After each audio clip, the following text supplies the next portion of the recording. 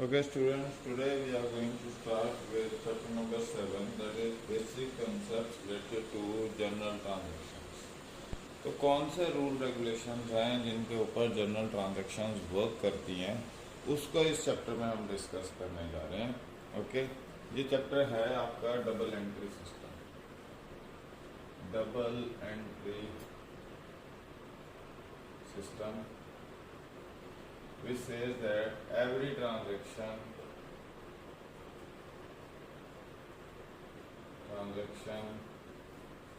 has one debit and credit aspect attached to it.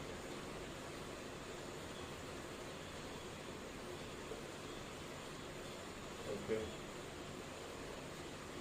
Means her transaction में दो phases हैं, एक debit face है, एक क्रेडिट फेस है. अब ये डेबिट और क्रेडिट किस बेसिस पे किए जाते हैं वो हमारे पास एस्पेक्ट्स हैं. ओके, तो हम इसमें डबल एंट्री सिस्टम में हम क्या करते हैं, हम दो एस्पेक्ट्स को रिकॉर्ड करते हैं, एक पर्सनल को, एक इम्पर्सनल एस्पेक्ट को. Okay, further is it helps us in recording. It records two different aspects.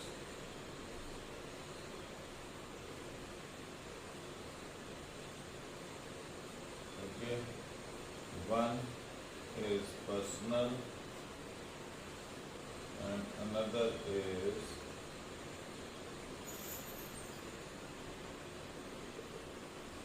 impersonal. तो ये दो एस्पेक्ट्स हैं आपके पास जिनको आप रिकॉर्ड करते हो. Okay, so these are done as per certain specific rules. तो वो रूल्स क्या हैं आपके पास, तो हम ये देखते हैं. सॉरी, आपने क्या किया, क्लासिफिकेशन कर दी अकाउंट्स की.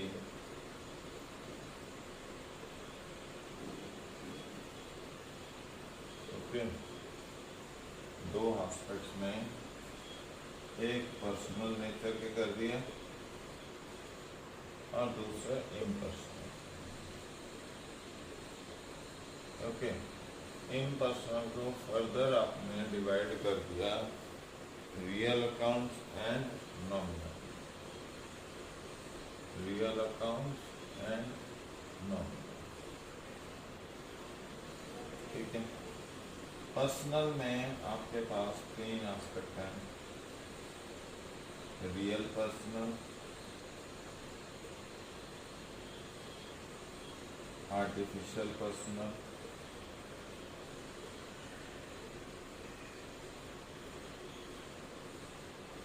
एंड रिप्रेजेंटेटिव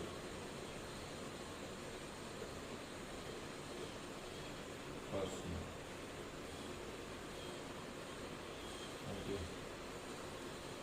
रियल में आपके पास दो एस्पेक्ट्स हैं, एक tangible,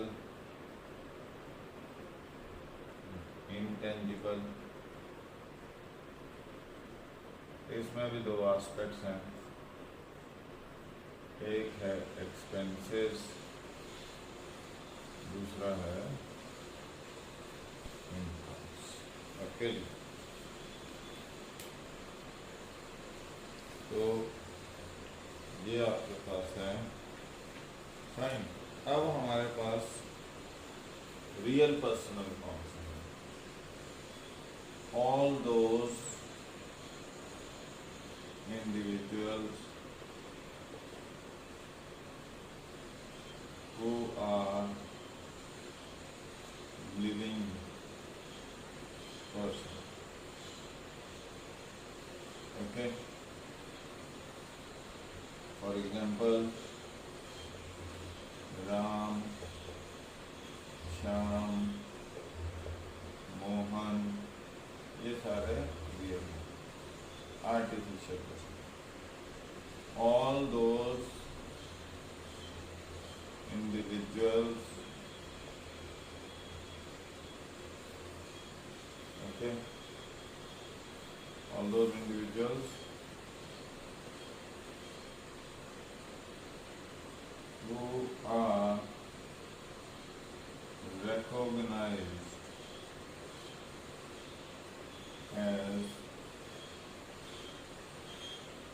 were recognized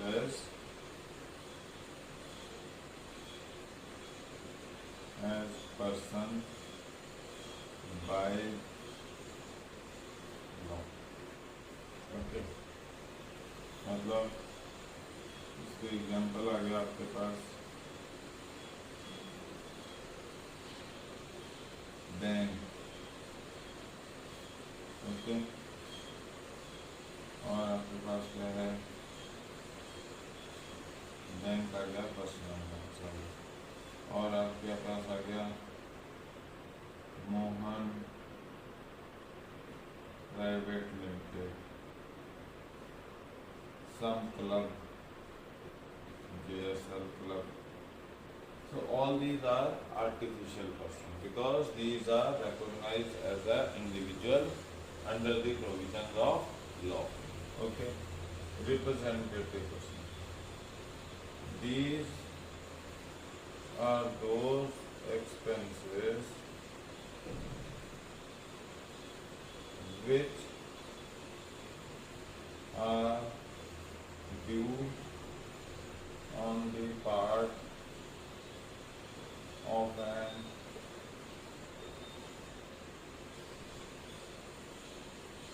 individual. For example, outstanding expenses, accrued income, okay, यहाँ पे क्या है आपके पास, outstanding expenses, accrued incomes, or we are having unearned income. ये एक्चुअली क्या है, किसी इंडिविजुअल को रिप्रेजेंट कर रहे हैं और उस इंडिविजुअल को ये पैसा मिला नहीं है, इसलिए इनको पर्सनल अकाउंट में हमने इंक्लूड किया। टेंजिबल आपको पता ही है, already we have explained, tangible is all those assets which can be touched, felt, okay, those are tangible assets, okay। तो यहाँ पे रियल में बेसिकली tangible assets हैं और intangible assets हैं, तो ये assets से रिलेटेड है ये वाला। intangible those you can just feel, you can feel but you can't touch, you can experience them like goodwill, patent, copyright, वो intangible में आता है। tangible में plant, machinery, furniture, ये सारे आएंगे। फिर नॉमिनल में वो सारे आएंगे, एक्सपेंसेस आएंगे और इनकम आएंगे। Expenses like salary paid, wages paid, commission paid, interest paid, dividend paid, income commission receive, interest receive, dividend receive, okay, what ever the money is receive that is coming.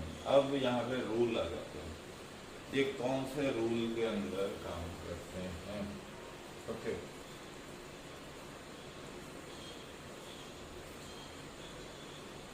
Rules,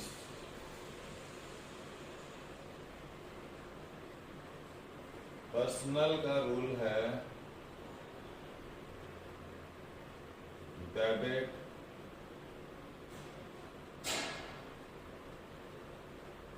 the receiver,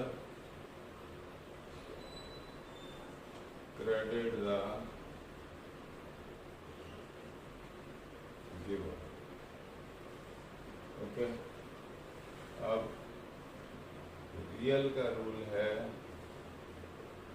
debit what comes in, credit what goes out, okay. और nominal का rule है debit all expenses or losses, credit all incomes or, ठीक है। तो ये आपके पास है rule बने हुए हैं जिसके अकॉर्डिंग आपको क्या करना है, जो भी ट्रांजेक्शन होगी बुक्स में वो करनी है। फॉर एग्जांपल देख लेते हैं थोड़ा सा, क्योंकि डिटेल तो जनरल में ही करेंगे।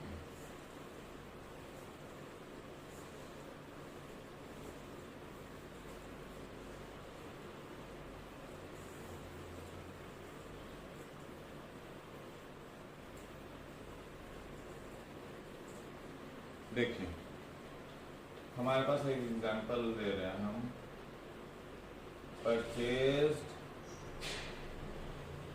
मशीनरी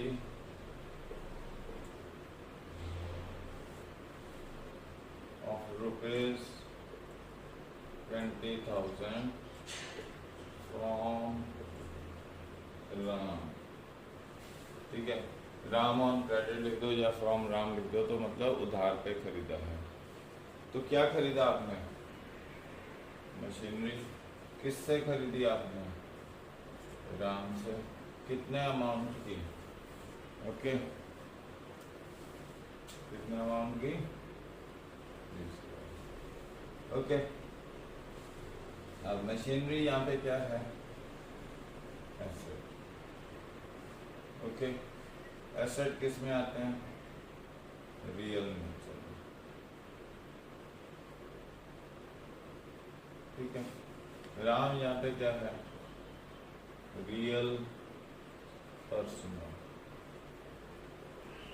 ओके, अब आप क्या खरीद रहे हो? मशीनरी। तो मशीनरी बिजनेस में आ रही है और देने वाला कौन है? Ram. Ram is giver. Okay, it is coming into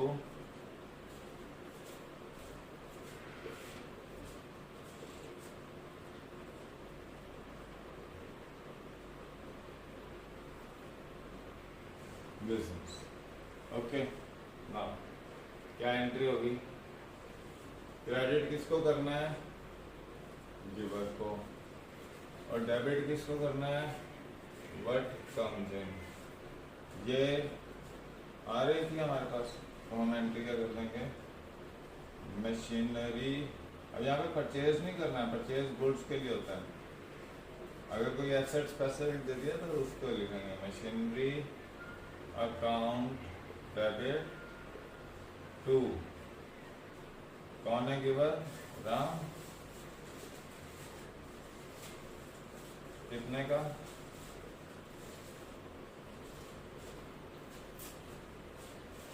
ठीक है जी, तो ये हमारे पास एंट्री। एक और देखते हैं,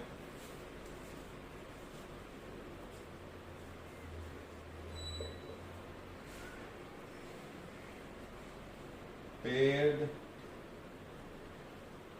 सैलरी ₹5,000 टू।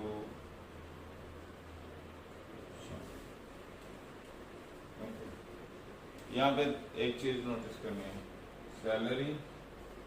अब शाम को हमने इंक्लूड करेंगे, क्यों? उधार पे तो सैलरी दी नहीं जाती, सैलरी कैश में दी जाती है। चाहे किसी को भी दोगे, सैलरी किस में दी जाती है? कैश में दी जाती है। तो यहाँ पे इसमें हिडन है एक एलिमेंट, उसको क्या कहते हैं? कैश। शाम को किस में दिया? आगे लिख देंगे जो हिडन है, इन कैश। तो ये आपके लिए इम्पोर्टेंट है। सैलरी क्या है आपका? एक्सपेंस बिजनेस के लिए। और कैश क्या है? एसेट। ओके, तो ये किस नेचर के हुए? रियल। ओके, ये किस नेचर के हुए? नॉन। अब रूल देखो, डेबिट ऑल एक्सपेंसेस, मतलब सैलरी को क्या करेंगे? डेबिट कर देंगे। ओके, और क्या करेंगे आगे? To cash.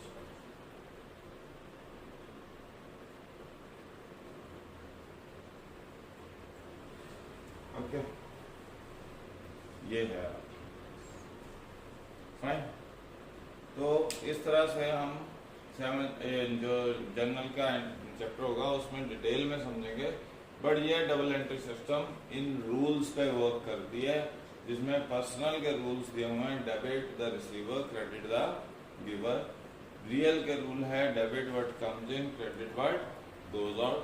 नॉमिनल के रूल्स हैं डेबिट ऑल एक्सपेंसेस और losses and credit all incomes और गेन्स। ओके, तो ये आपके पास रूल्स दिए हुए हैं और सारा का सारा सिस्टम किसके हिसाब से चलेगा, इन रूल्स के अकॉर्डिंग ही काम करेगा। ओके, अब हम आगे देखते हैं। ठीक है जी, ये तो हमारे पास हो गया। अब आ जाते हैं हम थोड़ा सा आगे। स्टेजेस क्या हैं डबल एंट्री सिस्टम में।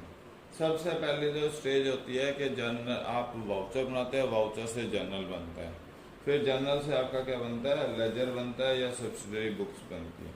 ओके, तो पहले ओरिजिनल रिकॉर्ड बनाया जाता है किसमें, जर्नल में, और वो कहाँ से बनता है, वाउचर से। फिर उसके बाद आप क्या करते हो, क्लासिफिकेशन ऑफ रिकॉर्ड्स करते हो, और वो क्लासिफिकेशन ऑफ रिकॉर्ड किस में करते हैं, लेजर में किए जाते हैं। ठीक है, अकाउंट्स, अलग अलग इंडिविजुअल के अकाउंट्स मेंटेन किए जाते हैं एज पर द डिस्टिंक्शन की जाती है कि ये पर्सनल नेचर के हैं, ये रियल नेचर के हैं, ये नॉमिनल नेचर के हैं, उसके अकॉर्डिंग लेजर में अकाउंट्स बनाए जाते हैं। तो ये है आपके पास क्लासिफिकेशन। एंड फाइनली एक समरी स्टेटमेंट बनाई जाती है। समरी में 3 एलिमेंट्स हैं आपके पास। एक एलिमेंट है आपका ट्रायल बैलेंस। ट्रायल बैलेंस क्या है, summary of debit and credit. तो सारे डेबिट बैलेंसेस डेबिट साइड में, सारे क्रेडिट बैलेंसेस क्रेडिट साइड में डाल दिए जाते हैं और उनका अरिथमेटिकल एक्यूरेसी चेक की जाती है। ये तो होता है ट्रायल बैलेंस में। ट्रायल बैलेंस में जब आपने अरिथमेटिकल एक्यूरेसी चेक कर ली, उसके बाद आप बनाते हो trading and profit and loss account. Trading account को हम मैन्युफैक्चरिंग अकाउंट भी बोलते हैं और इसमें हम ग्रॉस प्रॉफिट ढूंढते हैं। और प्रॉफिट एंड लॉस को हम इनडायरेक्ट जो भी कहते हैं, मतलब एक तो ट्रेडिंग तो है डायरेक्ट अकाउंट है और प्रॉफिट एंड लॉस जो है वो इनडायरेक्ट अकाउंट है। Okay, and profit and loss account helps us in calculating net profit of for the business. Okay, and lastly हम क्या बनाते हैं, balance sheet. Balance sheet is helping us in finding out the financial position of the business. Means कि हमारे assets और liabilities की क्या position है मार्केट में।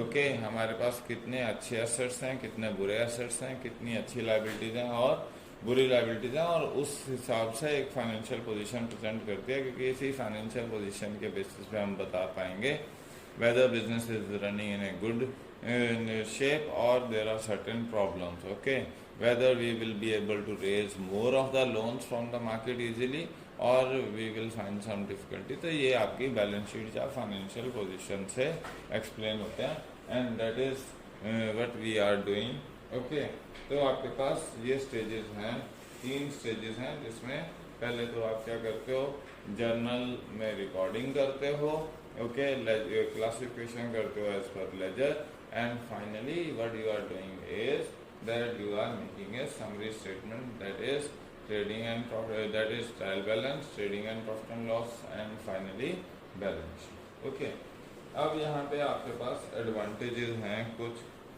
ट्रायल बैलेंस के, इसके क्या कहते हैं, आपके पास डबल एंट्री सिस्टम के कुछ एडवांटेजेस हैं। क्या एडवांटेजेस हैं वो हम देखते हैं।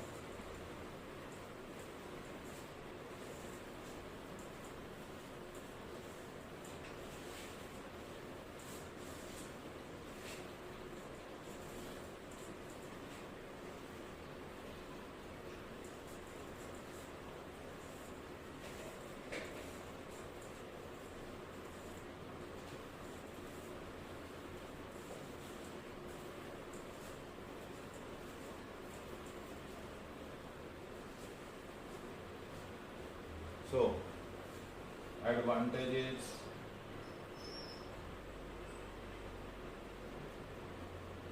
पहली एडवांटेज है scientific way of maintaining records. हम हम जो भी ट्रांजैक्शंस इनमें रिकॉर्ड कर रहे हैं double entry book keeping system में, वो एक साइंटिफिक सिस्टम है, कोई हिट एंड ट्रायल मेथड नहीं है। इसमें हमारे एक रूल्स हैं जो अप्लाई किए जा रहे हैं, यूज़ किए जा रहे हैं to keep record of each and every transaction in the books of account. That is the first important thing. Second is it helps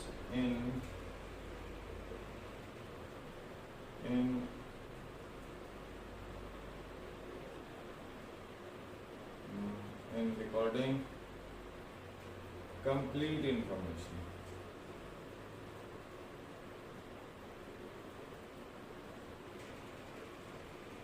तो इसमें एक ऐसा है कि जो भी ट्रांजैक्शन है उसमें दो पार्ट्स होते हैं, एक डेबिट साइड का, एक क्रेडिट का, जिसमें पर्सनल इम्पर्सनल नेचर के सारे तरह के ट्रांजैक्शन हैं या दोनों इम्पर्सनल एस्पेक्ट्स हैं। तो ये दोनों एस्पेक्ट्स को रिकॉर्ड कर रहा है, किससे आपने कुछ खरीदा या किसको आपने कुछ बेचा। अगर किसी को कुछ बेचा तो आपके पास कुछ आया होगा, दैट इज कैश या डेटर्स बन गए होंगे, या आपने किसी से कुछ खरीदा तो आपने किसी को कुछ पे किया होगा, दैट इज कैश, या आपने उधार पे। तो दोनों फेजेस को हम रिकॉर्ड करते हैं बुक्स ऑफ अकाउंट्स में। That's why it gives us the fair picture of what the transactions has been और how the activities are going on in the business. Okay, then it helps in preparation of trial balance.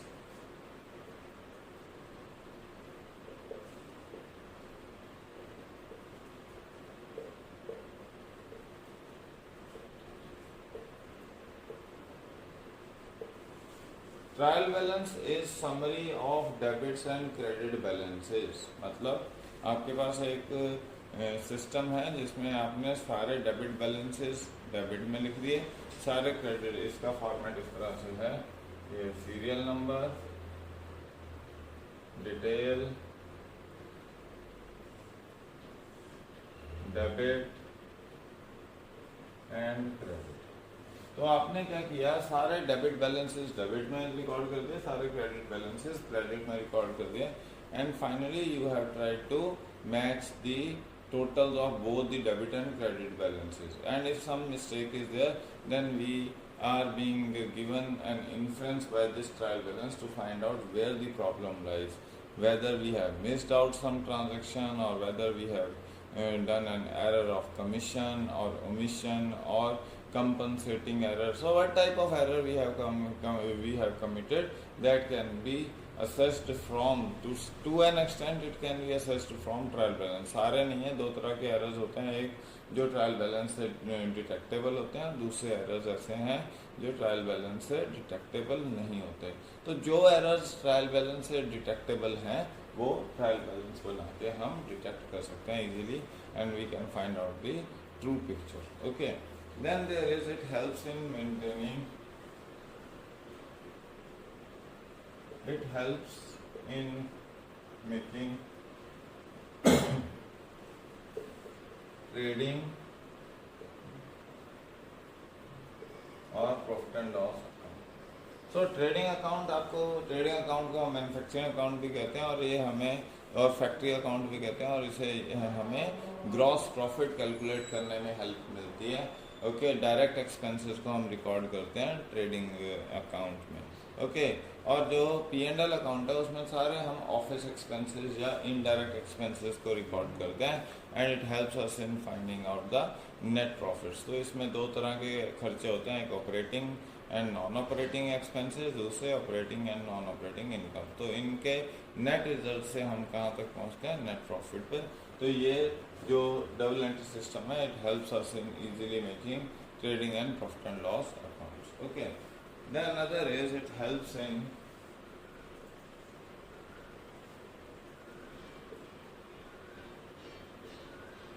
providing us information about financial position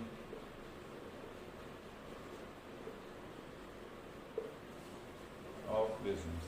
तो ये हमें ये भी बताती है कि हमारी फाइनेंशियल पोजीशन क्या है, क्योंकि जो बैलेंस शीट है उसमें हम कौन से एक्सपेंसेस रिकॉर्ड करते हैं, पर्सनल एंड रियल नेचर के एलिमेंट्स को रिकॉर्ड किया जाता है, जबकि नॉमिनल नेचर के सारे एलिमेंट्स आपके कहाँ रिकॉर्ड होते हैं, प्रॉफिट एंड लॉस और ट्रेडिंग अकाउंट में। ओके, तो नॉमिनल नेचर के जो भी अकाउंट्स हैं वो ट्रेडिंग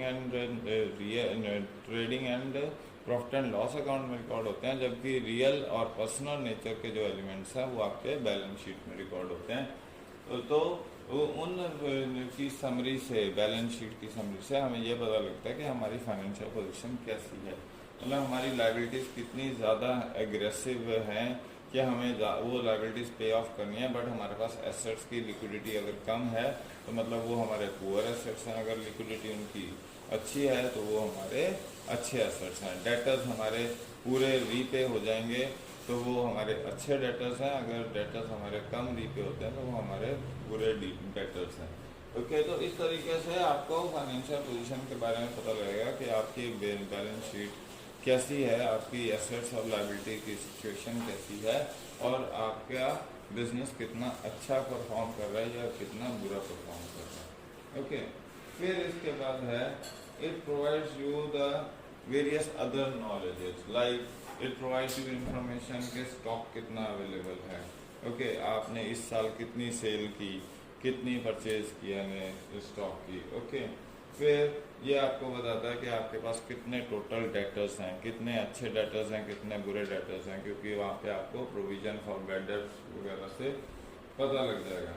ओके, फिर आपके क्रेडिटर्स कैसे हैं, जो आपको लोन दे रहे हैं, क्या वो आपसे बहुत जल्दी लोन वापस मांग रहे हैं या वो आपको थोड़ा टाइम दे रहे हैं for repayment of loans. So that is the another important information which you comes to know from double entry system. Okay, फिर यहाँ पे प्रोबेबिलिटी ऑफ फ्रॉड्स आपकी कम हो जाती है। Okay, because we are keeping record of both the sides of a transaction. Okay, as a result of which it is difficult to commit frauds easily. Okay, होते हैं frauds मगर इनकी probability बहुत कम हो जाती है, क्योंकि both the sides of transaction are recorded in the books of accounts. Then the transactions are legally approved, तो ये कोर्ट ऑफ लॉ में लीगली एक्सेप्टेबल हैं वहाँ पे, और इनके बेसिस पे आपको डिसीजंस, आपको इनकम टैक्स में रिलीफ मिलना है या इनकम टैक्स अथॉरिटीज़ आप पे टैक्स की लायबिलिटी फिक्स करते हैं। तो ये legally acceptable rules and regulations हैं, लीगली एक्सेप्टेबल ट्रांजैक्शन सिस्टम है, with the help of which you can easily assess the liabilities due on your part or the relief you will get from the courts in case extraordinary liabilities have been levied against you by the taxation authorities. Okay, फिर है ये comparative study करने में helpful होता है। You can easily compare the results of one year with the other year. अगर आपने complete information नहीं रिकॉर्ड की गई, जैसे सिंगल एंट्री सिस्टम में आप एक साइड रिकॉर्ड करते हैं, दूसरी साइड नहीं रिकॉर्ड करते कई बहुत सारी ट्रांजैक्शंस में, तो वो पार्शियल रिकॉर्ड ऑफ ट्रांजैक्शन है, तो उनको कंपेयर करना डिफिकल्ट है। But here since both the aspects of the transaction are recorded in the books of account, so it is easy to find out where the problem lies or where the fraud is. Okay, then it helps in helps the management in decision making, because you have complete detail of information available with you, what transactions have happened, where what is the situation of your business, so every other information is available with you, thus it helps you in easily taking up the decisions for the benefit of the organization. That is another important aspect. Okay, तो ये तो आपके हैं merits. Okay, then there are certain demerits also. Certain demerits क्या है कि ये हमें अरिथमेटिकल एक्यूरेसी तो बताता है, मगर कई एरर्स हैं जो आप ट्रायल बैलेंस से डिटेक्ट नहीं कर सकते हो। जैसे कंपनसेटिंग एरर है, एक एरर को दूसरे एरर ने कवर अप कर दिया तो आपको पता ही नहीं लगेगा कि कोई एरर हुआ है, तो ये आप चेकआउट नहीं कर सकते हो डबल एंट्री सिस्टम में। फिर दूसरा error of commission is there. Okay, तो रॉन्ग अमाउंट आपने रिकॉर्ड कर दी मगर ओरिजिनल एंट्री में ही रिकॉर्ड करनी थी। ओरिजिनल एंट्री में ही रिकॉर्ड किया। मतलब आपने परचेजेस टू कैश किया और परचेजेस टू कैश में 500 लिखना था, मगर आपने 5000 रिकॉर्ड कर दिया। ओके, तो मतलब अमाउंट ट्रांजैक्शन तो आपकी ठीक हुई, मगर अमाउंट दोनों एलिमेंट्स में आपने गलत रिकॉर्ड कर दी, तो उसको एरर को ढूंढना मुश्किल हो जाता है। फिर एरर ऑफ ओमिशन, आप पूरी की पूरी एंट्री ही भूल गए उसको रिकॉर्ड करना, तो ये भी आपके पास है एरर।